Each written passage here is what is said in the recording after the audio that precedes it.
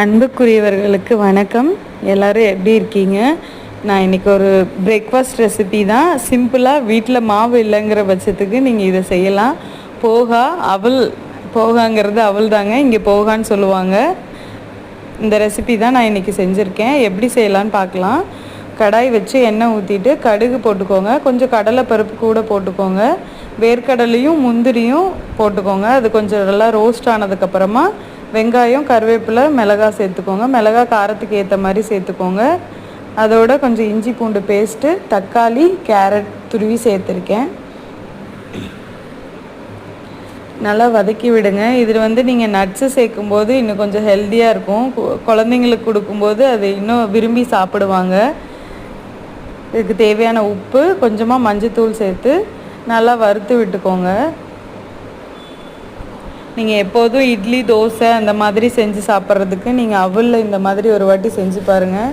டேஸ்ட்டும் சூப்பராக இருக்கும், ஹெல்த்தியாகவும் இருக்கும், சீக்கிரமாகவும் செஞ்சிடலாம். கொஞ்சம் லைட்டாக தண்ணி தெளித்து அது வதங்கிறதுக்கு விட்டுங்க. தண்ணி ட்ரை ஆனோடனே ஒரு 1/2 லெமன் பிழிஞ்சு விட்டுக்கோங்க. டேஸ்ட்டு லெமன் ரைஸ் சாப்பிட்ற மாதிரியும் இருக்கும். உங்களுக்கு அந்த அவல் பிடிக்காத அப்படிங்கிற பசங்களுக்கு அது ஈஸியாக சாப்பிட்ருவாங்க. சாப்பிட்றதுக்கு டேஸ்ட்டாக இருக்கும். நல்லா ஒரு வாட்டி வதக்கி விட்டுட்டு அதுக்கப்புறம் அவலை நான் இந்த மாதிரி ஒரு நல்ல தண்ணியில் ஒரு 2-3 வாட்டி வாஷ் பண்ணிவிட்டு அதுக்கப்புறம் அது ஒரு 15 நிமிஷம் போல் வச்சுட்டேன். அப்படியே அது உங்களுக்கு நல்லா ஊறிடும். இப்போ அதை எடுத்து நம்ம கடாயில் போட்டுட்டு எல்லா மசாலா அது எல்லாமே அதோட படுற அளவுக்கு நம்ம வறுத்து விட்டுக்கலாம்.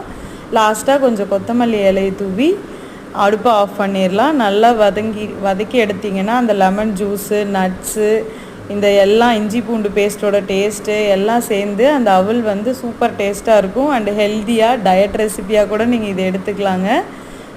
வீடியோ பிடிச்சிருந்தால் லைக் பண்ணுங்கள். மறக்காமல் நீங்கள் இதை ட்ரை பண்ணி பாருங்கள்.